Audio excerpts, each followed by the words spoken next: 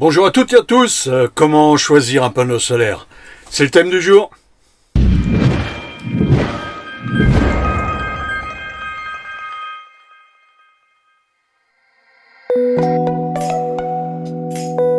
faut déjà partir du principe qu'un panneau solaire n'est pas tout seul dans une installation. Il y a plein d'autres accessoires qui vont tout autour et qui permettent d'optimiser justement ce que donne le panneau solaire, à savoir donc le MPPT. Le choix du MPPT est très important. Et ensuite, la batterie, forcément, ce qui me concerne, c'est d'office du LFP. Et le BMS qu'on va choisir, voilà, toutes ces choses-là. C'est un ensemble, ce n'est pas que le panneau solaire. Comment fonctionne un panneau solaire? Et quand on parle de puissance de panneau solaire, qu'est-ce que cela veut bien dire? Alors, un panneau solaire, en fait, c'est un échange qui se fait entre les photons qui sont transformés, donc l'énergie solaire qui est transformée, et qui va donner donc de l'électricité. Alors dans un panneau solaire, il y a tout un mélange de choses, plein. Il y a 2 ou 3 composants principaux. Le reste, en fait, il faut savoir, c'est qu'un panneau solaire, c'est de la silice. Pas autre chose, En majorité, il n'y a que quelques pourcents de produits, chimiques. C'est pas si polluant que ça. Ce qui est plus polluant dans le panneau solaire, c'est sa fabrication. Mais aujourd'hui, les coûts de fabrication d'un panneau solaire, j'entends les coûts de fabrication en produits, en pollution, en pétrole, en tout ce dont on a besoin pour fabriquer un panneau solaire, en fait, c'est pas si, ça devient de moins en moins, je dirais, polluant que de fabriquer un panneau solaire. En plus, la durée de vie d'un panneau solaire, la moyenne est de, on va dire, 20-25 ans, sans perdre rien du tout pratiquement. Un panneau solaire perd après, je crois que c'est de l'ordre, ça dépend des qualités, mais on perd quelques pourcents par an après. Donc il reste très longtemps fonctionnel. Vous pouvez revendre un panneau solaire 3 ans plus tard, il est quasiment comme neuf. Vous voyez ce que je veux dire? Voilà, ça c'est pour la fabrication du panneau solaire. Et pendant que je vous parle, voilà ce qui se passe. J'étais en train de regarder sur la gauche, j'ai un petit rouge-gorge qui s'amuse, qui regarde dans le camping-car. C'est pas sympa ça, regardez ça. Il est pas mimi celui-là, tout seul, franchement, pas farouche, Et là, il est reparti, il s'est envolé dans la chambre du fond.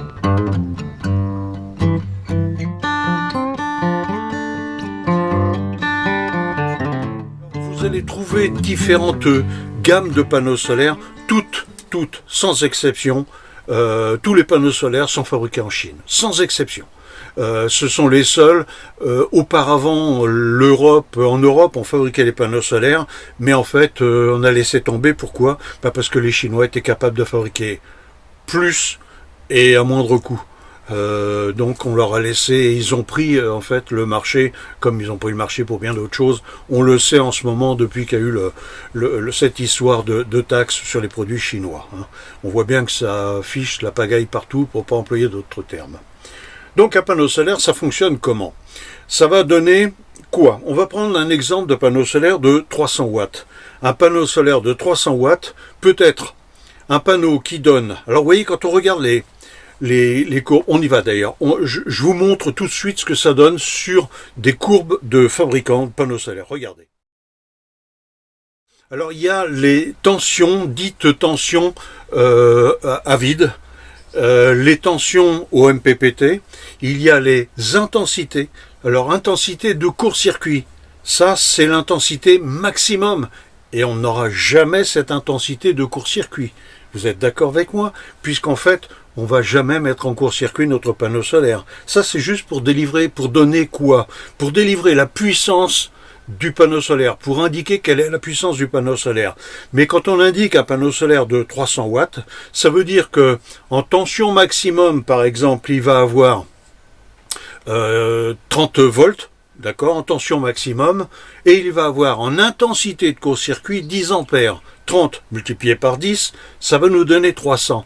Mais en fait, cette puissance-là, c'est de la puissance dite crête. C'est pour ça que c'est 300 watts, 300 W, et il y a marqué C. Watt crête, c'est le maximum du maximum que pourra donner le panneau solaire, à savoir jamais. Pourquoi? Parce qu'il ne sera jamais en court-circuit. Pourquoi? Parce qu'il ne sera jamais en tension à vide. On va forcément injecter cette tension et cette intensité dans un appareil, le MPPT entre autres. Vous comprenez? Voilà. Donc quand on dit qu'un panneau solaire fait 300 watts, c'est 300 watts dans son maximum. Donc il ne fera jamais ces fameux 300 watts. Pour quelle raison d'autre? Eh bien tout simplement parce que pour qu'il soit au maximum de ses capacités, il faut qu'il soit perpendiculaire au soleil. Vous voyez? Ou que le soleil plutôt soit perpendiculaire au panneau solaire. Peu importe, il faut que ça arrive comme ça. Or, le 3/4 du temps, le panneau solaire, il est posé à plat sur le camping-car. Le soleil arrive comme ça. Et de rares fois, non, mais tous les midis, on va dire, ou tous les milieux de journée, on va avoir le soleil qui va être au zénith, pratiquement, je dis bien selon les latitudes auxquelles on se trouve, à la perpendiculaire du panneau solaire. Et là, le panneau solaire donnera presque, je dis bien, son maximum en tension. Donc il faut bien prendre conscience de ça et se dire que voilà, quand on prend 300 watts, on n'aura pas 300 watts. Ben non. Donc ça, c'est à prendre en compte.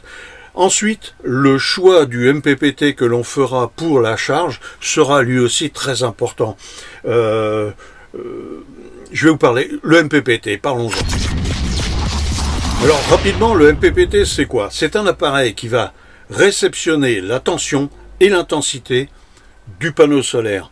Mais selon la qualité du MPPT, parce qu'au départ j'en avais parlé de ça, le MPPT et tout ça, mais je ne connaissais pas encore toutes ces technologies complètement. Ça n'empêche pas d'être électricien, mais on n'est pas forcément au courant de tout. Mais là j'ai bien planché, comme on dit, sur le sujet, et je me suis rendu compte de ce qu'était véritablement un bon MPPT. Alors, un bon MPPT, normalement, ça marche sur 3 étages. Je ferai un sujet là-dessus. Mais ça marche sur 3 étages. Et le premier étage du MPPT, en électronique, on parle étage quand un module, un ensemble a une raison précise pour quelque chose de bien précis. Voilà, il a un fonctionnement très précis pour quelque chose, et une fois que cet étage-là a fait le travail, il renvoie ça à un autre étage qui lui fait son travail, et ainsi de suite. Vous voyez, voilà, on appelle ça des étages. Donc le premier étage d'un MPPT, c'est de trouver la bonne relation entre la tension et l'intensité pour que le panneau solaire donne son maximum. Alors je prends l'exemple de, et c'est pour ça que je l'ai choisi, l'ePeaver, le modèle, la gamme Xtra de chez ePeaver, arrive à 99,5% de rendement. C'est parfait, c'est énorme même. Alors, c'est pour ça que je me bats aussi contre une autre marque qui, elle, vaut 3,5 fois, quelquefois plus cher, et n'a pas un meilleur rendement. Vous voyez, donc je vois pas pourquoi, c'est absurde. Choisir un panneau solaire, c'est commencer par quoi? C'est commencer par regarder la notice technique. Vous avez bien compris à présent que de dire que ce panneau solaire fait 300 watts ne signifie rien du tout. Hein? C'est dans des situations extrêmes. On ne les a jamais sur un camping-car. Donc, quand on dit que quand on veut prendre son panneau solaire, choisir un panneau solaire, la première des choses, je parle d'un camping-car, mais c'est valable pour toute autre chose. La première des choses que l'on regarde sur le panneau solaire, c'est la tension du panneau solaire. Eh oui, monsieur, dame, la tension. Et pourquoi la tension? Eh bien, tout simplement parce que le matin, j'en ai déjà fait des exemples là-dessus, j'ai déjà expliqué ce genre de choses. Le matin, quand il y a peu d'ensoleillement, en ce moment, là aujourd'hui, j'ai de la chance, c'est plein soleil, c'est génial, mais on est en novembre, hein, enfin on arrive en novembre, hein. On est fin octobre là. Donc l'ensoleillement, le soleil n'a pas du tout la même intensité d'une part. Et ensuite, le matin, on n'a pas du soleil à 8 heures le matin, et ce serait même l'inverse, ce serait plutôt dans l'obscurité, il y a tout juste une levée de jour.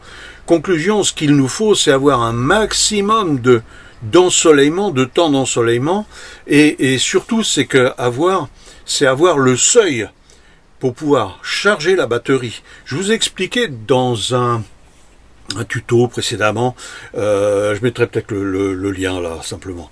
Je vous ai expliqué tout simplement que pour pouvoir charger un réservoir, il fallait minimum, pour remplir ce réservoir, que, je vais dire, si on prend un tuyau ou quoi que ce soit, il faut que le produit soit au-dessus, il faut que le tuyau soit au-dessus du réservoir. S'il est en dessous, ça veut dire quoi? Ça veut dire que pour charger, pour envoyer du courant dans un appareil, il faut minimum que l'appareil qui charge le chargeur fournisse une tension qui soit supérieure pour que ça coule dans l'appareil qui doit être chargé, la batterie entre autres. Donc ça c'est très important. Et donc ça veut dire quoi? Ça veut dire que quand je vous parlais de la tension du panneau solaire, ça veut dire que si le panneau solaire donne très rapidement des 13 volts 5, 14 volts, très rapidement, j'entends avec un ensoleillement moyen, eh bien la charge sera possible, chose qui ne l'est pas forcément si on prend un mauvais panneau solaire. On va avoir le seuil des 14 volts qui va être atteint par exemple à 11 heures, d'accord, dans la journée. Eh bien, si vous avez un bon panneau solaire qui lui vous apporte à 9 heures déjà les 14 volts, on aura déjà gagné 2 heures de charge. Vous voyez, vous comprenez ce que je veux dire? Et que en faible luminosité, là il y a un passage nuageux, et ben en faible luminosité, il y aura encore assez de tension au panneau solaire pour pouvoir charger la batterie, pour pouvoir envoyer du courant tout du moins au MPPT et lui dire tu peux charger. Vous voyez? Ensuite le courant, bien sûr, le courant c'est important. Mais je vous l'ai déjà dit dans une précédente vidéo, ce qui est important, c'est pas de transporter du courant, des ampères, mais c'est de transporter des volts. Parce que les volts, il n'y a pas besoin de sections de câbles importantes pour transporter des volts. Voilà. Donc, le choix d'un panneau solaire se fait tout d'abord dans la tension que peut fournir ce panneau solaire. Actuellement, là, je vous fais cette vidéo, là, on est le 26 ou le 27 octobre. Les panneaux solaires les plus performants que j'ai pu trouver, ce sont les modèles Maxeon de chez SunPower. Voilà. Ils en ont un qui fait 415 watts, quelque chose comme ça, et qui est capable de délivrer plus de 70 volts. Vous voyez, plus de 70 volts. C'est-à-dire que là, vous atteignez très rapidement les 13 volts 5, 14 volts. Très rapidement, vous voyez, dès le matin de bonne heure et jusqu'au soir relativement tard. Alors bien sûr, ils sont un peu plus chers, ils sont 3 fois, on va dire grosso modo 3 fois plus chers qu'un panneau traditionnel. Un panneau traditionnel, un 300 watts, j'en ai déjà acheté plusieurs, on les achète entre 100 et puis 120, 130 euros. Vous voyez, ça c'est le prix d'un panneau solaire. N'allez pas dépenser plus dans un panneau solaire. C'est tout ce que ça vaut.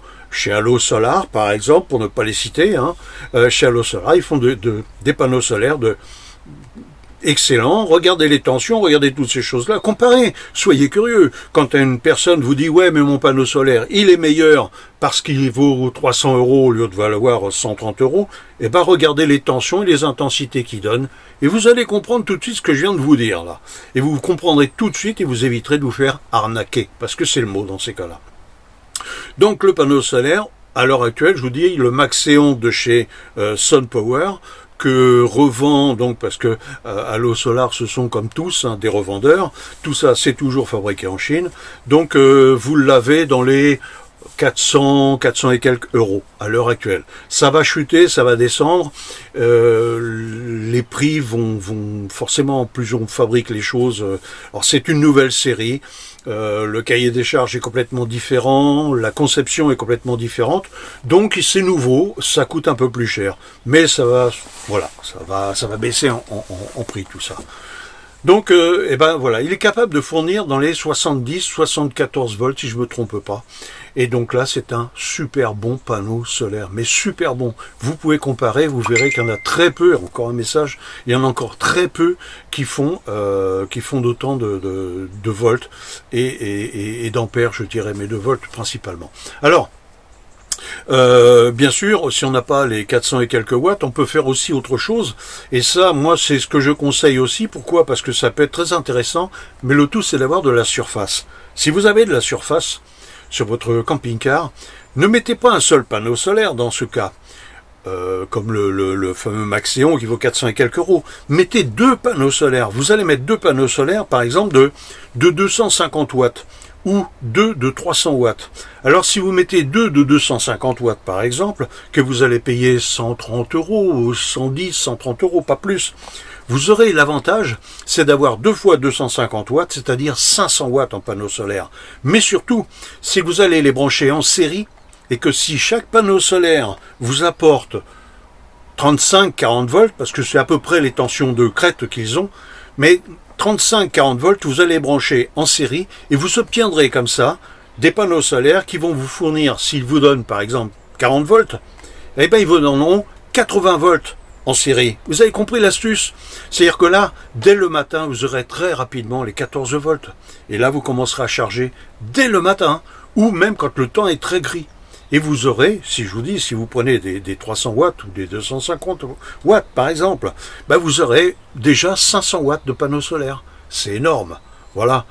Agissez plus comme ça. Si vous avez de la surface, prenez 2 panneaux solaires. Vous allez avoir 400, 500 watts de panneaux solaires, et ça placé en série, je vous dis, ce sera le top bonheur. C'est ce que je pourrais le faire sur mon nouveau camping-car, je vais vous le montrer d'ailleurs. Je n'ai pas fait la vidéo encore pour le présenter, mais je vais forcément le modifier, et je vais vous faire suivre toute la progression de ce changement dans le camping-car. Il est pas alimenté comme l'était l'autre. Il est alimenté avec ces fameux trucs bleus qui coûtent la peau des fesses. Ben, je vais vous montrer tout de A jusqu'à Z, comment je vais faire. Et surtout, c'est que je vais revendre tout ce matériel-là, qui va me permettre d'acheter et d'avoir pour pratiquement rien ma nouvelle installation, qui elle est complètement efficace. Tiens, il y a un camping-car qui va passer là. Ah non, il fait une manœuvre, simplement. Voilà. Voilà concernant donc les panneaux solaires. J'ai pas plus à en dire sur les panneaux solaires. Pourquoi? Bah parce que c'est juste un maillon de la chaîne, le panneau solaire. Quand on parle d'autonomie en camping-car, telle que je la conçois en tout cas, l'autonomie, ça veut dire quoi? Ça veut dire qu'on n'a pas besoin du moteur, de se charger avec le moteur, on n'a pas besoin de se brancher sur une prise de courant pour charger la batterie, ainsi de suite. On a besoin de rien, pas même de groupe électrogène, de rien. Voilà, c'est ça l'autonomie. Et ce, peu importe où l'on soit, peu importe l'époque où l'on est, que ce soit en été ou en hiver, c'est ça. C'est de n'avoir besoin de rien. Alors, sur ce camping-car que je vais transformer, modifier, évidemment, je vais, dans la mesure du possible, améliorer encore ce que j'avais. Je suis resté pendant près d'1 an et demi sans me brancher sur le secteur. Je n'avais pas besoin. J'utilisais le vélo électrique, j'utilisais la cafetière électrique, j'utilisais la télévision, toutes ces choses-là, l'ordinateur, les tablettes, téléphone, enfin vous voyez, pas mal de choses.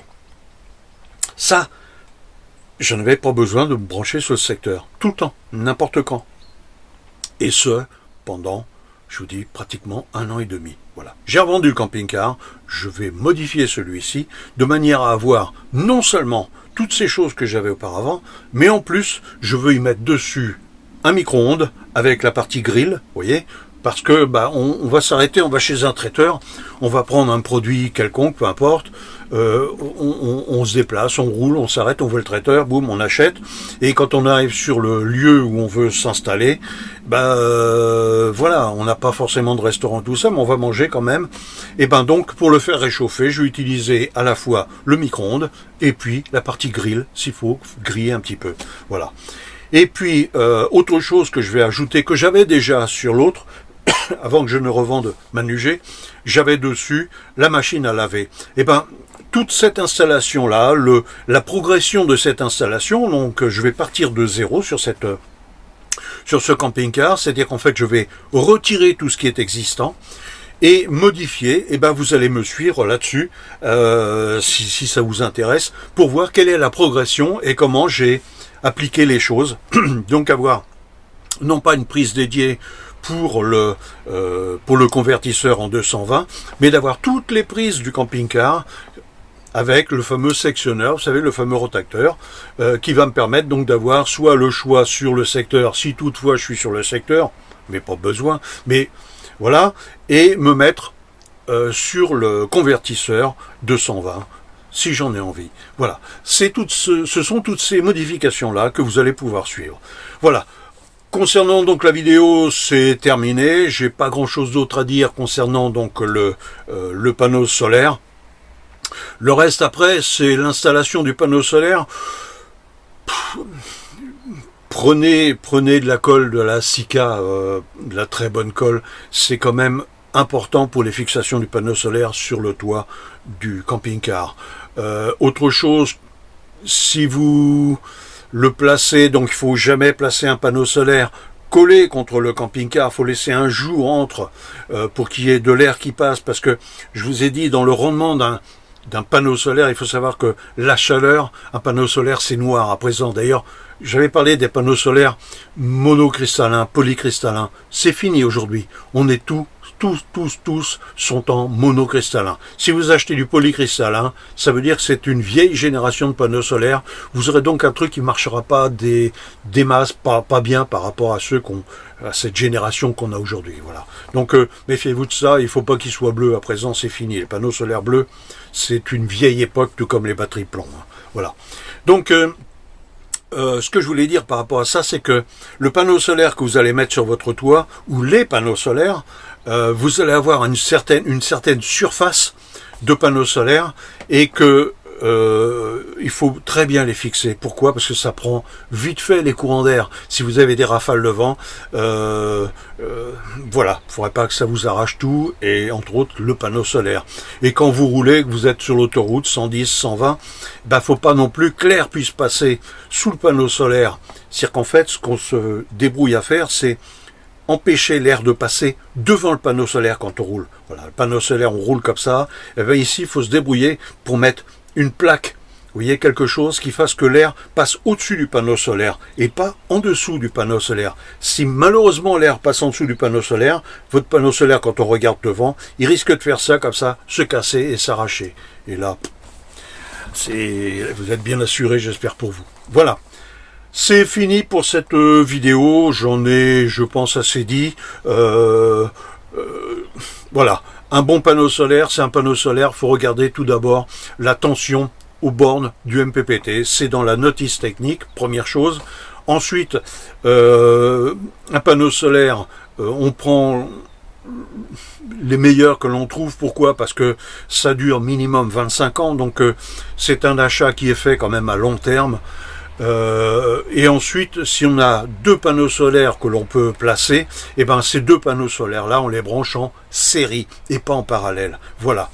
La fixation des panneaux solaires. Voilà, j'ai fait le tour. Je vous remercie d'avoir regardé cette vidéo. Et puis, n'oubliez pas, abonnez-vous si c'est pas fait. Et puis, pensez que les prochaines vidéos vont parler donc de l'aménagement de mon nouveau camping-car. Je vais vous en parler. Je vais faire une vidéo là-dessus. Vous expliquer ce que c'est, pourquoi le choix, pourquoi j'ai abandonné lâchement Manu G, qui nous avait fait de bons et loyaux services. Voilà. Allez, à très bientôt. Merci d'avoir regardé cette vidéo. Au revoir.